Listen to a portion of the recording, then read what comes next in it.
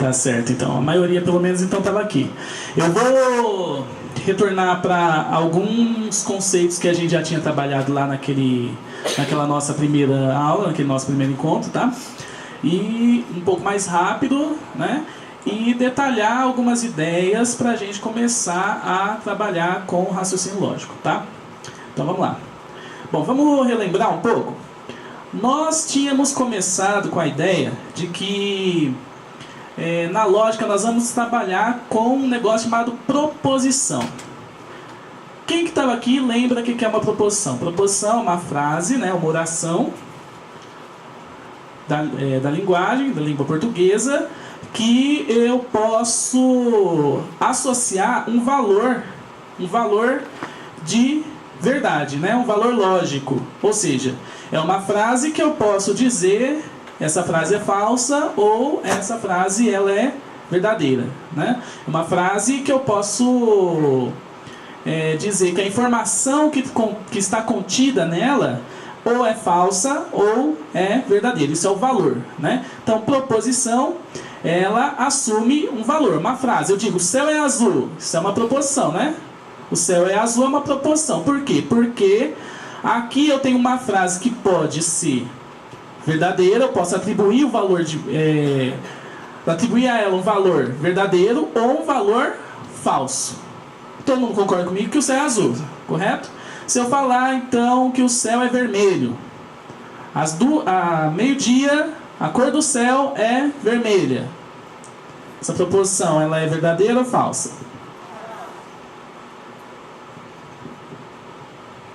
Qual é a cor do céu? Meio-dia, geralmente. Azul, a não ser que tenha algum fenômeno da natureza que faz com que ele mude de cor. Meio-dia, normalmente, o céu é azul. Então é uma proposição. É uma proposição por quê? Porque pode assumir valor.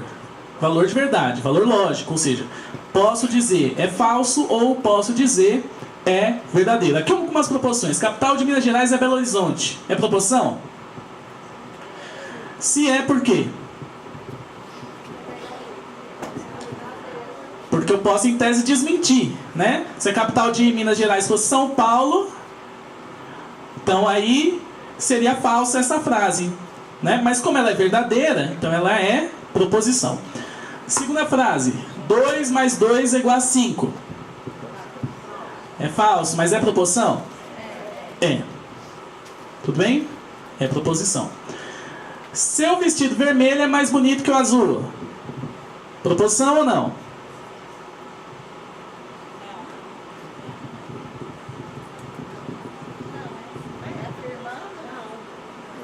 Por que não? Quem acha que é? Levanta a mão. Levanta a mão pra mim, deixa eu contar. Poucos. Quem acha que não é? E que não acha nada? Tem gente que nem isso, né? Bom, olha lá. Seu vestido vermelho é mais bonito que o azul. É claro que isso depende de opinião. Mas, segundo a minha opinião, isso pode ser verdadeiro ou pode ser falso. Então, é uma proposição, tá? Homens são como cachorros.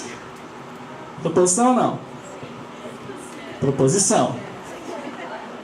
Verdadeiro ou falso?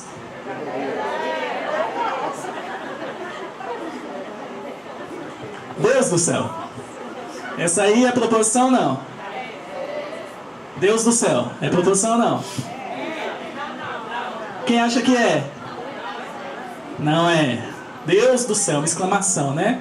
Isso aí não é nem verdadeiro, nem falso, né?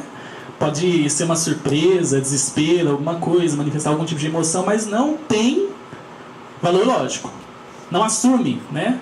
Não é possível assumir um valor lógico, ou seja, não é possível dizer que a frase Deus do céu é verdadeiro ou é falso, porque não é nenhum nem outro. Então, esse tipo de frase não tem interesse para nós em lógica, no raciocínio lógico, tá? Passa para mim, ô Ale. Muito bem, vamos lembrar os princípios básicos da lógica. Acho que deu uma desconfigurada ali. Primeiro princípio. O princípio da identidade. Quem lembra o princípio da identidade? O que é o princípio da identidade? Olha a primeira frase do lado direito de vocês aí, ó. Uma girafa é uma girafa. Isso aí está exemplificando para nós o princípio da identidade. Uma coisa é igual a ela mesma. Esse princípio da identidade, tá? Ou seja, uma frase, uma oração, ela é verdadeira se ela for, e ela é falsa se for falsa, tá? Ela não pode ser as duas coisas. Que também vai ter a ver, é parecido, mas não é a mesma coisa, como eu falei daquela outra vez, com o princípio da não contradição. O que diz o princípio da não contradição? Olha aquela segunda frase do gato. O gato é um animal. O gato não é um animal. Então nós temos uma espécie de proposição ali um pouco composta. O gato é um animal, o gato não é um animal. Uma frase desmente a outra. Então uma frase é contraditória à outra. Tá certo? Ou seja, se eu tenho uma frase verdadeira, eu tenho uma outra frase que é o quê? O oposto, é o contraditório, contradiz essa primeira frase. O gato é animal. Ou o gato não é um animal. Porém, eu não posso criar uma proposição que seja contraditória, ou seja, ela mesma contradiz, ou um argumento, nós vamos ver o que é argumento depois, né? Ele mesmo está formado por um conjunto de proposições que contradiz o próprio argumento, tá? Princípio do terceiro excluído. O que é o princípio do terceiro excluído? Parece também com os outros dois, mas não é a mesma coisa. Então vamos lá, princípio da identidade. Uma coisa é igual a ela mesma, ou seja, a frase verdadeira, a proposição verdadeira é verdadeira. Ela é verdadeira se for verdadeira, e ela é falsa se for falsa. Princípio da não contradição. Uma frase, uma proposição não pode ser falsa e verdadeira ao mesmo tempo. E o princípio terceiro excluído, que diz o seguinte: você tem dois valores lógicos, verdadeiro ou falso, não tem uma terceira opção. Então toda proposição pode assumir dois valores lógicos, ou verdadeiro ou falso, não tem um talvez, não tem um e se, tá? Não tem um possivelmente, é verdadeiro ou falso, como valor lógico, né? Claro que eu posso criar uma proposição do tipo assim: possivelmente amanhã chove. Pode ser verdadeiro ou pode ser falso. Nesse caso ela é verdadeira, né? Porque é uma possibilidade que sempre existe. Tá certo? Mas agora, o valor lógico, ele é verdadeiro ou falso. Ele não tem um talvez. Tá certo?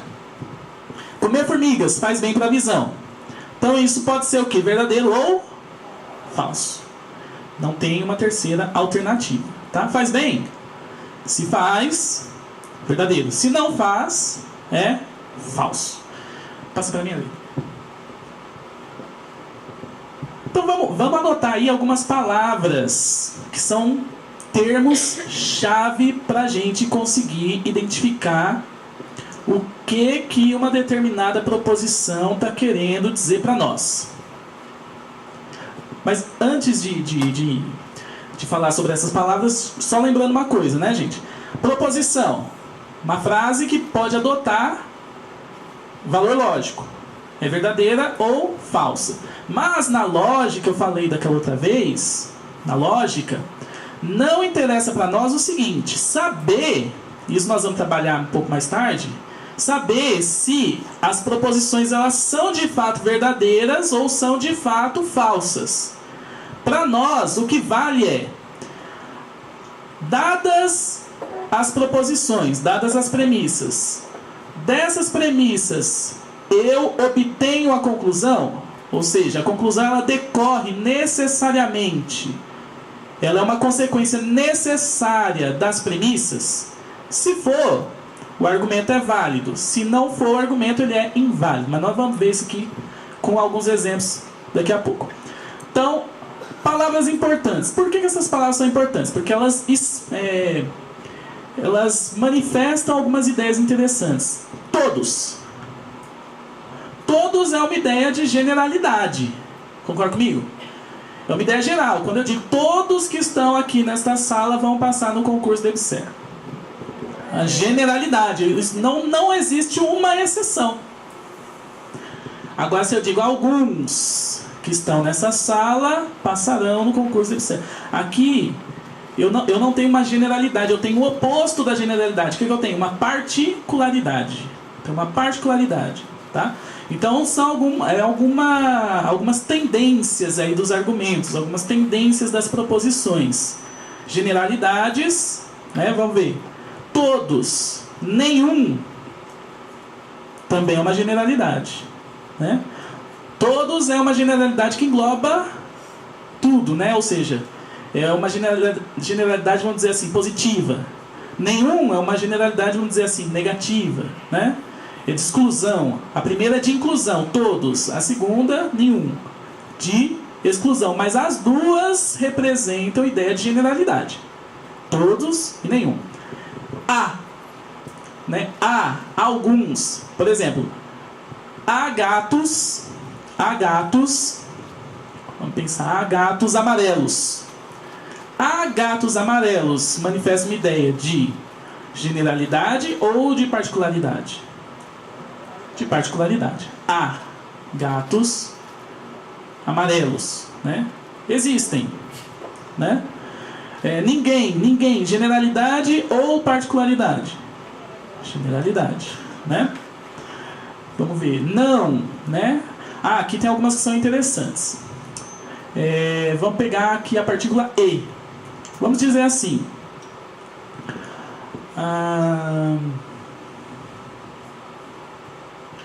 Eu estou com sede e estou com fome. Todos em algum momento teremos essa sensação. Eu estou com sede e estou com fome. O que é isso?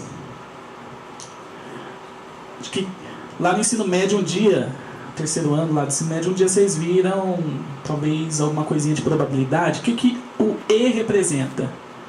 Uma soma. Concorda comigo? Uma soma. Então tem duas coisas que se juntam, né? Uma união, né? Nós vamos chamar isso aí de conjunção depois, daqui a pouco. Então a partícula E, ela é importante, ela é chave, né? Ela junta duas ideias, né? Ela aglomera duas ideias, então ela é chave. Embora representa o quê? Que tipo de ideia nós temos aí com a palavra embora? Poderia ser uma alternativa, né?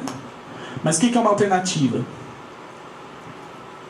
Alternativa, por exemplo, se eu escolho a letra A, eu excluí a letra B, concorda comigo? Então é uma espécie de contradição, né? Embora, concorda? Embora. Vamos pensar aqui.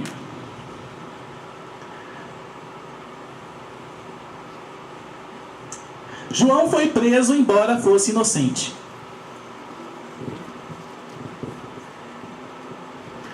Concorda? Consegue ver a contradição, a contrariedade de uma proposição com a outra? Né? Embora, mas, né, porém, entretanto, contudo, todavia, essas palavras aí representam a mesma ideia. A partícula ou, a partícula e representa o que eu vou chamar de conjunção. A partícula ou representa o que eu vou chamar de disjunção. O que é ou? Ou também aparece com alternativa, mas tem que tomar cuidado com esse ou na lógica aqui, tá? Por exemplo, Maria quer ir ao cinema, pede para a mãe dela dinheiro para ir ao cinema. Só que Maria também quer ir ao circo. E aí ela pede também grana para a mãe dela para ir ao circo. E a mãe responde assim: ou você vai ao cinema, ou você vai ao circo. Tudo bem? Aqui tem duas alternativas, e uma alternativa exclui a outra. Todo mundo concorda que é isso que a mãe quer dizer? Se ela for em um, ela não vai no outro. Na lógica, esse tipo de significado da palavra ou nós vamos evitar. Nós vamos ter um uso da palavra ou como aquele tipo de alternativa por exemplo, tem ninguém menor de idade aqui não, né? Eu peço para um amigo meu vai ao Carrefour e ele pergunta se eu quero alguma coisa do Carrefour e eu digo o seguinte: sim, me traga uma cerveja. Ele pergunta: qual cerveja, qual marca? E eu digo: olha, ou Ou você traz uma Eisenbahn, ou você traz uma Heineken. Se o meu amigo chegar no Carrefour e ele encontrar Eisenbahn, mas não encontrar Heineken, tá valendo? Tá. Se ele for no Carrefour e encontrar... qual que ele encontrou da outra vez? Eisenbahn, né? Então agora ele encontra Heineken, mas não encontra Eisenbahn. Tá valendo? E se ele for ao Carrefour e encontrar as duas, tá valendo? Tá também. Então é esse significado que eu quero da partícula ou na lógica. Não é o de exclusão, no caso da Maria. Ou ela vai no círculo ou ela vai no cinema. Se ela for em um, ela não vai no outro. Aqui não. Na lógica nós vamos usar a palavra ou em sentido de inclusão. Ou seja, ou uma, ou a outra, ou as duas. Tá? As duas tá valendo também. Nós vamos ver direitinho como é que isso funciona. E essa aqui, muito importante também, se, então, que a gente falou, né, na outra aula, chove, logo há nuvens, né? Então, se chove, então há nuvens, né? Então, se vocês vierem às aulas do cursinho do Sintete, então vocês serão aprovados no concurso, né? Então, isso aí é o que nós vamos chamar de condicional. E tem um tal de se, somente se, que eu não sei porque que eu não coloquei ali. Deve ser defeito, talvez, aqui no projetor. Pode passar ali.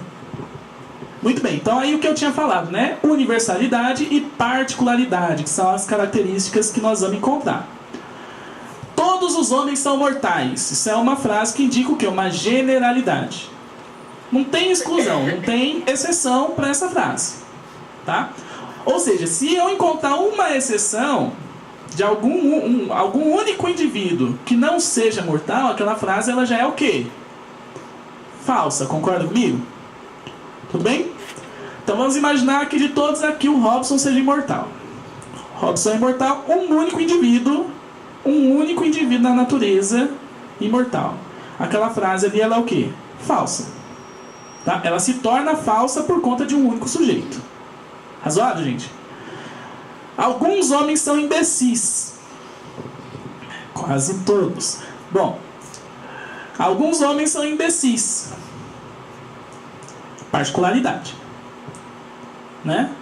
Então, se eu encontrar um único sujeito na natureza, pode ser que dos 7 bilhões de humanoides que tem ao redor do globo... Humanoides não, tem que ser homo sapiens, né? Dos 7 bilhões de homo sapiens que tem ao redor do globo, se um único sujeito for imbecil... Aquela frase lá, ela é o quê? Não escutei. Verdadeira, né? Verdadeira.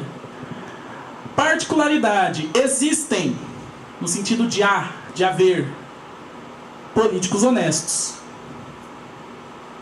Existem políticos honestos. Ali não tem alguns, mas também significa o quê? Particularidade. Certo? Existem. Eu não estou dizendo que são todos, né? Eu não estou usando ali uma palavra que indica que é todos, ou que é nenhum. Nenhum gato é cachorro, né? Ou todas as cadeiras têm 4 pernas. Ali, então, tem 2 generalidades. Nenhum é generalidade, apesar de ser exclusivo, né? Exclui tudo, mas é generalidade. Muito bem, com as proposições, vamos lembrar, as proposições são frases que podem adotar valor lógico, assumem valor lógico, ou seja, elas são falsas ou elas são verdadeiras. E elas obedecem àqueles 3 princípiozinhos da lógica que a gente tinha passado ali. Princípio da identidade, princípio da não contradição e princípio do terceiro excluído. São essas as nossas regras, são as regras do jogo. Tem algumas palavras que são palavras-chave, eu apontei para vocês algumas delas e vou indicar generalidades ou particularidades. E daí que com isso eu vou conseguir construir o que eu vou chamar de argumentos. Os argumentos são o quê? Conjuntos de proposições, né? Aristóteles chamava isso aí de silogismo, né? Na lógica proposicional que ele adotava. Muito bem, esse conjunto de proposições vão ser divididos em 2 partes, premissas e conclusão, ou conclusões. Então eu vou pegar um conjunto de proposições que vão ser as minhas premissas, e a partir dessas premissas eu quero chegar aonde? Na conclusão. Qual que é o nosso papel? O nosso papel é saber se a conclusão ela é consequência, ela é uma verdadeira consequência, ela decorre necessariamente das premissas, tudo bem? Então, se tiver a premissa A, B e C, eu tenho que chegar em alguma conclusão. Aquela é a conclusão correta, razoável, né? Suponhamos o seguinte, vamos dizer aqui, a rainha da Inglaterra tem 100 anos. Além disso, a Austrália é uma ilha. Logo, o Oceano Índico é o menor oceano do planeta. Veja só, quando eu digo... Quantos anos tem a Rainha Elizabeth? Deve ser uns 100 mesmo? 100 anos, né? A Rainha Elizabeth tem 100 anos. Vamos dizer que tem mais 100 anos para não ficar tão próximo de errar. É uma frase verdadeira? É uma frase verdadeira. A Austrália é uma ilha. É uma frase verdadeira? É uma frase verdadeira. O Oceano Índico é o menor oceano? É o menor oceano. Então tem duas frases verdadeiras, que são as premissas. Quais as premissas? Rainha Elizabeth tem 100 anos, a Austrália é uma ilha. Logo, então o que vem depois do logo? Do portanto, então, é a conclusão. Logo, o Oceano Índico é o menor oceano. As três frases são verdadeiras. O argumento está certo?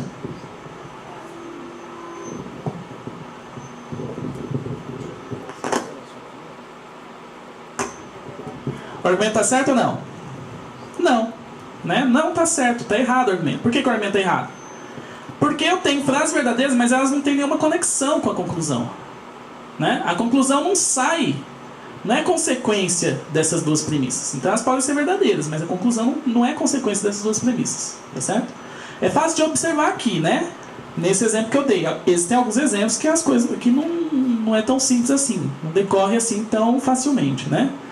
Por isso que é preciso estudo científico para essas coisas. Muito bem, vamos ver alguns argumentos então. Todo palhaço é assustador. Bobo é um palhaço. Portanto, logo, bobo é assustador. Faz sentido esse argumento? Esse argumento faz sentido. Mas, Alex, eu não acho que todo palhaço é assustador. Tá bom, não interessa. O importante é nós sabermos o seguinte: se eu aceitar a primeira premissa e a segunda premissa, a conclusão é consequência delas? Sim. Se a conclusão for consequência delas, então o argumento ele é válido. Tudo bem? Tranquilo? Então, todo palhaço é assustador. Bobo é um palhaço. Bobo é assustador, argumento válido. Se eu aceitei que todo palhaço é assustador, e se bobo é um palhaço, ele está dentro do grupo de palhaços que são assustadores, que são todos. Então ele é assustador. Se eu dissesse assim, alguns palhaços são assustadores. Alguns, não todos. E aí digo, bobo é um palhaço. E concluo, bobo é assustador. Minha conclusão é essa. Bobo é assustador. Por quê? Porque alguns palhaços são assustadores. Isso é verdade? Esse argumento ele é válido? Bom, aqui, vamos assumir então que alguns palhaços são assustadores. De fato são. E bobo é um palhaço, é um fato. Bobo então é assustador. É verdadeiro? É válido esse argumento? Quem acha que sim, ergue a mão para mim, por favor. Quem acha que não? Quem não está entendendo? Muito obrigado pela sua resposta. Vamos lá. Nós estamos discutindo, pessoal, a questão da validade do argumento. O que eu chamei de argumento? Volta para mim no slide anterior, ali. Chamei de argumento o seguinte, um conjunto de proposições. Vamos lembrar o que é proposição? Proposição é uma frase. É uma frase que ele vai dar uma informação para nós. E essa informação eu posso dizer o seguinte: essa informação é falsa. Ou eu posso dizer o contrário: essa informação é verdadeira. Tudo bem? Isso é uma proposição. Essa frase tem uma lógica. É verdadeiro ou falso? Isso. Ou ela é verdadeira ou é falsa. Né? De novo, o céu é azul. Uma proposição. Por quê? Porque é verdadeira. Mas poderia ser falso. Né? Vamos imaginar, se a gente estivesse em Marte, o céu não seria azul. Se eu estivesse em Júpiter, o céu não seria azul. Seria outra cor. Né? Então poderia ser falsa. Mas é verdadeira. Ou seja, é uma frase que tem possibilidade de ser verdadeira ou falsa. Tá? O Brasil é o país com o maior número de Copas do Mundo de futebol vencidas. Essa é uma frase verdadeira? É verdadeira, né? O Brasil é o país que mais ganhou Copas do Mundo em futebol. Tudo bem? É verdadeira. Mas poderia ser falsa. Se eu disser, o Brasil nunca ganhou uma Copa do Mundo de futebol, é falsa, né? Vamos pensar aqui uma coisa que fica um pouco mais... Todos os homens são falsos. Tem gente que vai falar que é verdadeira, tem gente que vai falar que é falsa. Mas o importante é que a frase pode ser verdadeira ou falsa. Aí eu chamo de proposição. Agora, se eu digo o seguinte: morra, é uma proposição? Não é uma proposição. Né? É uma frase imperativa, uma oração imperativa. Não é isso? Tudo bem. Se eu disser... minha Nossa Senhora, exclamação, não é uma proposição. Tudo bem? Como é que eu falo que essa frase é falsa ou que ela é verdadeira? Ela não é nenhuma coisa nem outra. Então, esse tipo de frase está excluído do nosso estudo. Nós só vamos estudar aquelas frases que ou eu torno elas verdadeiras ou eu torno elas falsas. Tudo bem? Isso que é importante. Mas me importa elas serem verdadeiras ou falsas? Não. Me importa só para eu dizer que ela é uma proposição. A partir do momento que eu sei que é proposição, aí eu esqueço se é verdadeiro ou falso. Eu volto para o estudo dos argumentos. E aí eu vou ver se o argumento ele é válido ou inválido. Tá? E o que é um argumento? Um argumento é um conjunto de premissas. E essas premissas me levam a alguma conclusão. Tudo bem? Todo mundo se situou agora um pouquinho mais, um pouquinho melhor? Tá, joia. Pode ir para o próximo slide ali. Muito bem. Aí aqui eu dei 2 exemplos de argumentos. Um válido e outro inválido. Né? Qual é o primeiro argumento? O primeiro argumento é o seguinte: todo palhaço é assustador. Todo. Tá? A palavra todo indica o quê? Uma generalidade. Né? Eu não estou excluindo nenhum. Todos são. Né? Se eu disser assim, todos que estão aqui hoje serão aprovados no concurso da EBSER. Então é todos que estão aqui hoje. Não tem uma única exceção. Não tem uma exceção. Uma única é pleonasmo.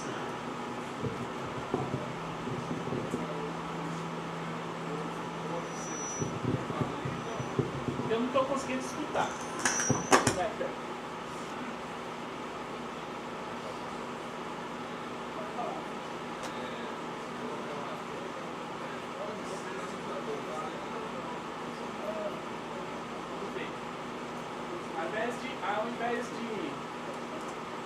Ao invés da partícula é, nós vamos excluir a partícula é e colocar o pode ser.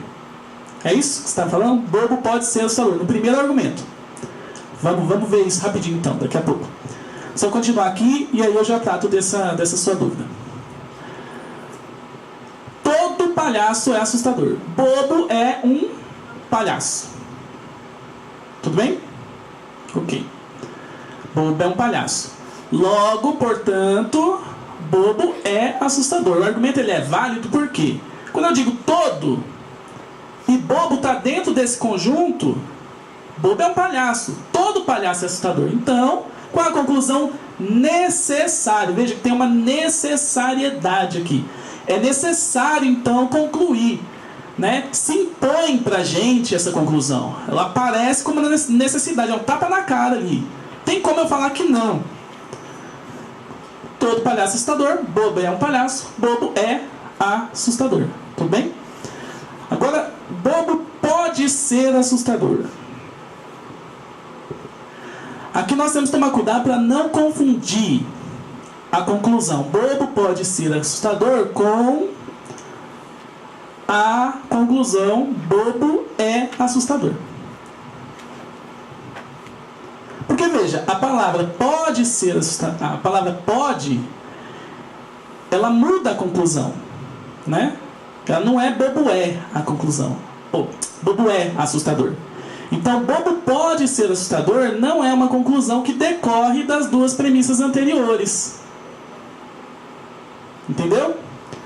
As duas premissas anteriores, a conclusão bobo é assustador decorre necessariamente das duas premissas que vêm antes.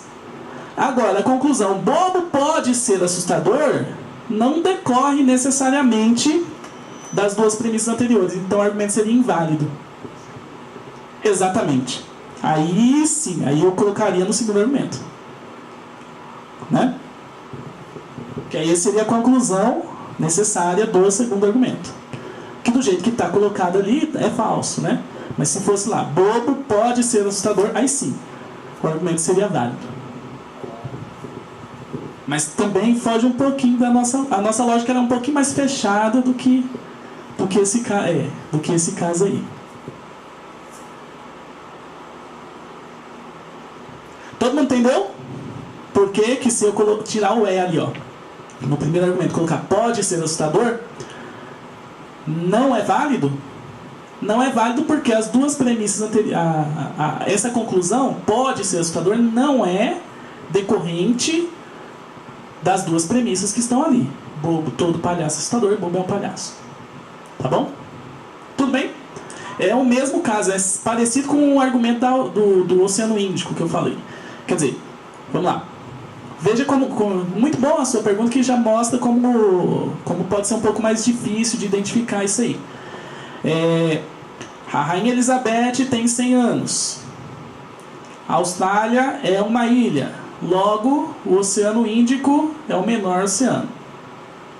Por que esse argumento é inválido? Porque as duas premissas que vêm antes, né, não tem como consequência necessária o fato do Oceano Índico ser o menor oceano.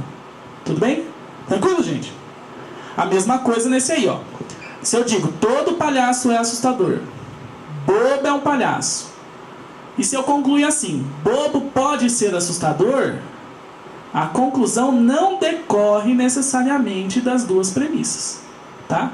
Ela não é aquilo lá que vem e te dá um golpe mortal na cara, que tá lá, evidente, claro, todo mundo concorda, é óbvio que é necessário que seja assim, né? Não é necessário nesse caso. Segundo argumento, inválido, né? Por quê? Alguns palhaços são assustadores. Alguns. Bobo é um palhaço. Então, se eu digo alguns, vamos imaginar o seguinte. Então, tem um conjunto de palhaços do lado de cá e um conjunto de palhaços do lado de cá. Não estou falando vocês não, gente. Muito bem. Daí, alguns são assustadores. Outros não são. Bobo pode estar de um lado ou de outro. Então, a conclusão bobo é assustador não decorre necessariamente das duas premissas. Por isso o argumento ele é o quê? Inválido. Tá joia? Todo mundo entendeu o que é argumento válido e o que é argumento inválido? Joia.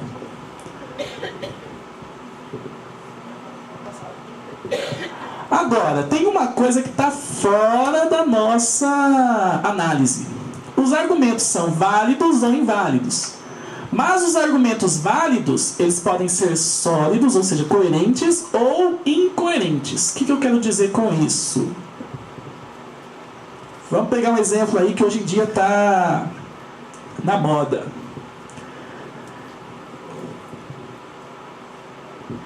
Terra é plana. Se a Terra é plana, vamos imaginar aqui. Se a Terra é plana, logo não existe centro da Terra. Tudo bem? Não tem um centro da Terra, porque ela é plana. Não tem núcleo, vamos dizer, não tem núcleo da Terra, porque ela é plana. Muito bem. Né? A gente vê a Terra como se fosse uma esfera, toda coisa e tal. Esse argumento, ele é válido ou ele é inválido? Vamos assumir que a Terra seja plana. Se a Terra é plana, tem um núcleo da Terra? Não. Talvez esse exemplo não seja muito bom, mas vamos trabalhar nele, porque vai dar para enxergar direitinho. Muito bem. Então esse argumento ele é válido. Ele é válido.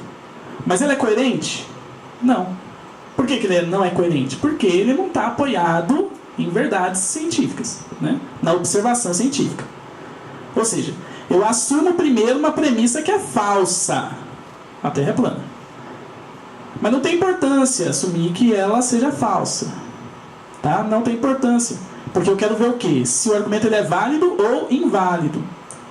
Mas se eu estou apoiado em premissas falsas, mesmo que o argumento seja válido, ele pode ser incoerente. Tá? Mas nós não vamos estar preocupados com a questão da coerência. A questão da coerência, ela vai estar voltada para as áreas científicas, não para o raciocínio lógico. Tá? É a investigação científica que vai verificar se os argumentos eles são válidos ou inválidos. Por quê? Porque é a ciência que vai investigar a validade, se os argumentos são coerentes ou incoerentes, né? A ciência vai descobrir isso, porque vai verificar a veracidade ou não das premissas. Tudo bem? Aí vamos ver esse argumento aqui, por exemplo. Esse aqui ele é válido, argumento válido, porém incoerente. O amor é cego. Né? Todo mundo concorda com essa frase aí ou não? Steve Wonder é cego. Deus é amor. Steve Wonder é amor. Já que o amor é cego, Steve Wonder é cego, né? Steve Wonder é amor. Deus é amor, logo Steve Wonder é Deus.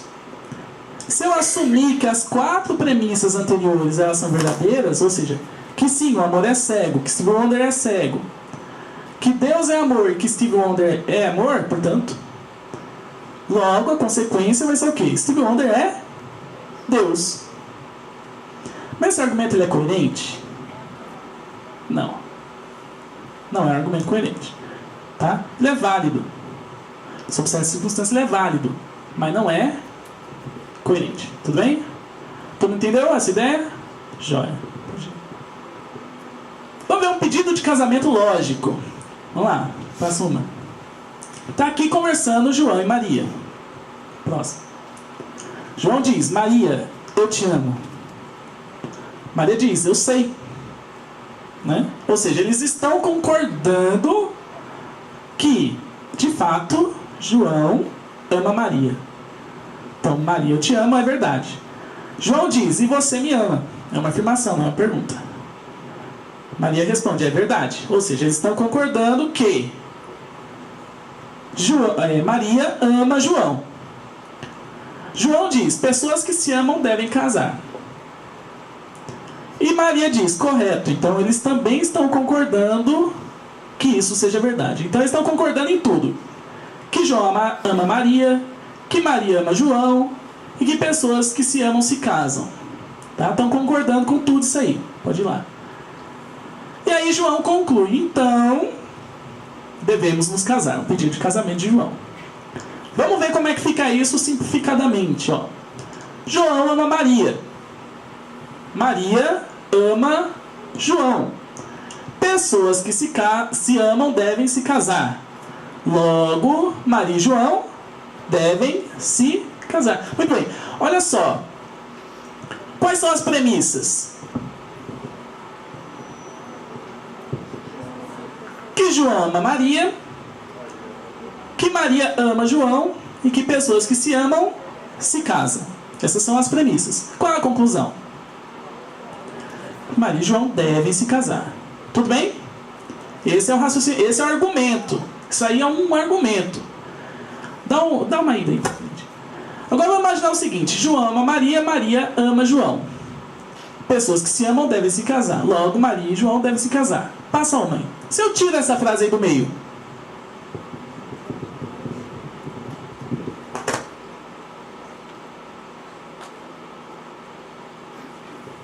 continua fazendo sentido?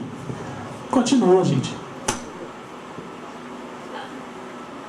Continua fazendo sentido. Por quê? O que aconteceu aqui? Nós temos uma premissa que está oculta. Esse é o grande problema dos debates, normalmente, né? Você tem duas pessoas que entendem muito do assunto, debatendo, brigando. E, normalmente, quando elas entendem muito de um assunto, algumas coisas, elas já são o quê? Pré-admitidas, elas estão ocultas, né? Ou, às vezes, também, algumas coisas não estão já pré-admitidas, né? Mas tem argumentos que estão ali ocultos, né? Um exemplo... Preconceito normalmente, né? As pessoas preconceituosas adoram falar, não sou preconceituoso, mas, ou seja, tem ali o quê? Uma premissa que está oculta, não é isso? Então ali eu tenho uma premissa oculta. É importante a gente saber identificar quando uma premissa está oculta, né? Eu vou olhar para o argumento e vou ver que falta alguma coisa ali. O argumento ele faz sentido, dá para perceber que ele é válido, mas tem um pequeno passo intermediário ali que ele não foi o quê? Explicitado. Então ali eu tenho o quê? Uma premissa oculta, tá joia? Pode ir adiante ali.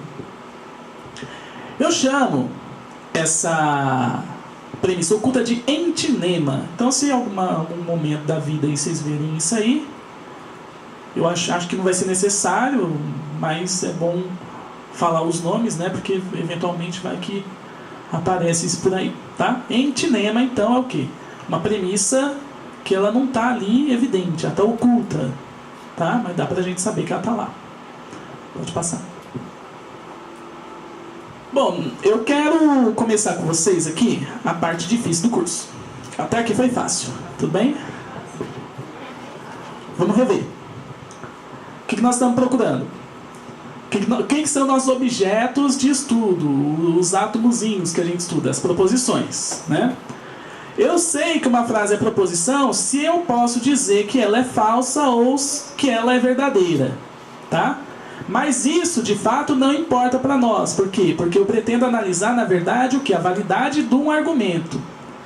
E a validade do argumento, né? Eu consigo dizer que o argumento ele é válido se das premissas, das proposições que estão na premissa, eu chego necessariamente na proposição que é a conclusão. Joia? Obedecendo o quê? Aqueles 3 princípiozinhos, né, que eu falei. Princípio da identidade, princípio da não contradição e princípio do terceiro excluído. Beleza? Aqui nós vamos fazer uma coisa para ajudar o nosso trabalho, tá? Isso aqui vai ajudar o nosso trabalho. Daria para ver de uma outra forma, mas eu acho que é um pouco mais difícil. Ele vai ajudar o nosso trabalho. Nós vamos, de certa forma, transformar a lógica em matemática. De certa forma, tá? Vamos imaginar o seguinte. Olha a linguagem. Na linguagem eu digo assim: eu amo viajar, mas amo ficar em casa. Esse mas aí, ele tem significado de mas, aquele mas contraditório que coloca uma coisa contra a outra. Pensa um pouco.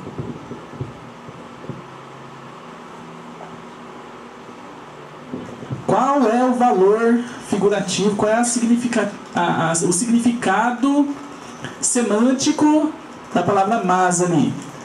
Pensa um pouquinho, rapidinho.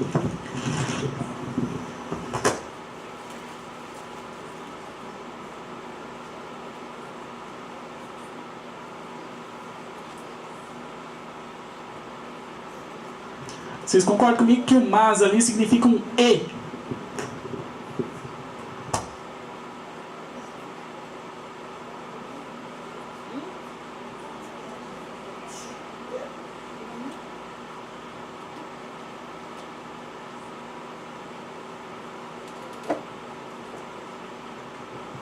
eu amo viajar, mas amo ficar em casa. Ou seja, eu gosto das duas coisas. Concorda? Eu gosto das duas coisas. Então, eu amo viajar e amo ficar em casa. Todo mundo chegou a isso? Ou não? Alguém não enxergou? Então vamos lá. Então a linguagem ela tem esse problema. Qual é o problema da linguagem? Ela é ambígua, né? Ela tem ambiguidades. Às vezes uma palavra que eu penso que significa alguma coisa, ela significa outra, né? Quer dizer, uma palavra que normalmente significa alguma coisa, eu consigo colocar ela num lugarzinho específico que ela vai significar outra coisa completamente diferente. E tem as tais das metáforas, né? Da figura, do sentido figurado, que eu posso atribuir também, né? Às palavras. Tá joia? Então nós temos esse problema aí. Aí, o que nós vamos fazer? Nós vamos atribuir valor. Ao invés de eu usar proposições, eu vou usar letras no lugar das proposições. Então eu vou falar assim, o céu é azul. E aí o céu é azul, eu vou substituir por uma letra só, P. E vou estudar isso aí. Tá certo? O céu é azul pode ser verdadeiro ou falso. Então ele pode ser P e pode ser não P. Não P quer dizer o quê? P é falso. Tá bom? Vamos ver aqui, ó. André é rico. E eu vou substituir André é rico pela letra P. E digo, quem é rico viaja muito. E esse quem é rico viaja muito, eu vou substituir pela letra Q. Certo? São o P e o Q tem esses dois valores. O P significa André viaja muito. O P significa André é rico. O Q significa que quem é rico viaja muito. E aí eu digo o seguinte, André viaja muito. O que quer dizer isso aí? A conclusão, né? O argumento é assim. André é rico, quem é rico viaja muito, André viaja muito. Logo, André viaja muito. Então, se P e Q, então M. Olha que coisa. Se P e Q, então M. O que eu estou falando? Eu estou falando que se P é verdadeiro, olha aqui. Se P é verdadeiro, e se Q é verdadeiro também, então M é verdadeiro também. V e F vão ser para nós verdadeiro ou falso, tá? E aí então, ó, se P e também Q, então M, tá? Tem um jeitinho até um pouco mais bonito de falar isso, de mostrar isso aí daqui a pouco. Pode passar para o próximo. Muito bem. Aí nós vamos estudar os tipos de sentenças, ou os tipos de argumentos, ou proposições compostas que vão aparecer aí para nós, tá? Esse que é o grande galho.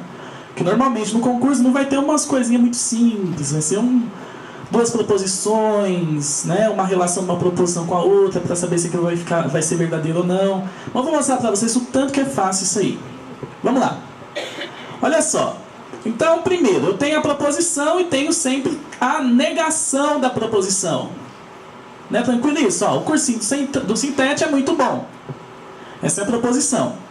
Então, eu tenho a negação dela, olha. O cursinho do Sintete não é muito bom. E eu tenho também uma outra forma. Não é muito bom o cursinho do Sintete. E tem uma outra forma também que eu posso usar, ó. Não é o caso que o cursinho do Sintete é muito bom. Todas as três significam a mesma coisa, né? Vamos lá, vamos repetir. Ó, proposição, cursinho do Sintete é muito bom. Agora vamos para algumas formas, pode haver outras inclusive, algumas formas da negação. O cursinho do Sintete não é muito bom. É negação. O cursinho do Sintete, aliás, é de baixo. Não é muito bom o cursinho do Sintete. Também é uma negação. E outra. Não é o caso que o cursinho do Sintete é muito bom. Também outra negação. Tranquilo isso aí? Ou nada? Quem quer que eu repita? Então vamos lá. O que é a negação? A negação é a contradição, é o contrário da proposição. Então qualquer frase que represente o contrário da proposição anterior, da primeira proposição, ela é o que? A negação, tá? É o não P. Então vamos dizer assim, o céu é... Vamos escolher uma cor bem estranha. O céu é rosa. Isso aqui é uma cor estranha, o rosa, porque acho que não tem nem quem entende do assunto, né? Não tem nem um comprimento de onda associado. Então é uma cor estranha. O céu é rosa. Se eu digo o céu é rosa, eu posso dizer o céu não é rosa. Certo? O céu é rosa e eu vou dizer o céu é rosa, vou chamar de P. O que significa P?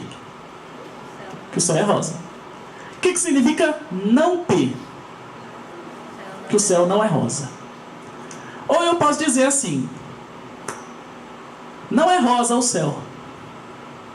É a mesma coisa, não é? Ou eu posso dizer assim: não é o caso que o céu seja rosa. Tranquilo? É tudo a mesma coisa. É a negação. É o não P. Tudo bem? Vamos agora. Estou dando exemplos, né? Mas nós vamos falar de cada uma delas aqui. Vamos para a próxima. A conjunção. A conjunção é quando eu somo, junto duas proposições e digo assim: Luísa é enfermeira e Luiz é secretário. Tudo bem? Então estou dizendo aqui: Luísa é enfermeira e Luiz é secretário. Concorda comigo que eu tenho duas proposições em uma só? Mas eu tenho duas em tese. Tem uma que diz assim: Luísa é enfermeira. Tem outra que diz assim: Luiz é secretário. Mas eu tenho uma proposição única. Vai ser chamada de proposição composta isso aí. Qual é a proposição única? Luísa é enfermeira e Luiz é secretário. Só pra gente já começar um pouquinho. Concorda comigo assim, ó. Quando eu digo e, eu estou juntando as duas coisas. Se uma delas for falsa, o que acontece com a frase toda?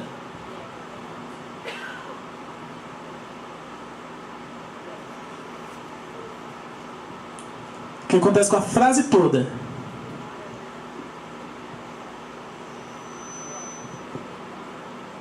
Ela tem que ser falsa também.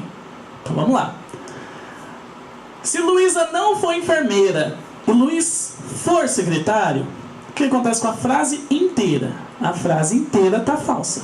A frase inteira está errada. A frase inteira é uma mentira. Tudo bem? Se eu digo o seguinte: Lula é o presidente do Brasil e Dilma não tem cargo político. E Dilma não tem cargo político. Não interessa se essa parte é verdadeira. A primeira é falsa. E eu estou olhando para a proposição como um conjunto. Entenderam? Estou olhando para a proposição como um conjunto. E aquele conjunto contém informações falsas. Portanto, a proposição em si é o quê? Falsa. Beleza? Disjunção. A disjunção, vamos lembrar.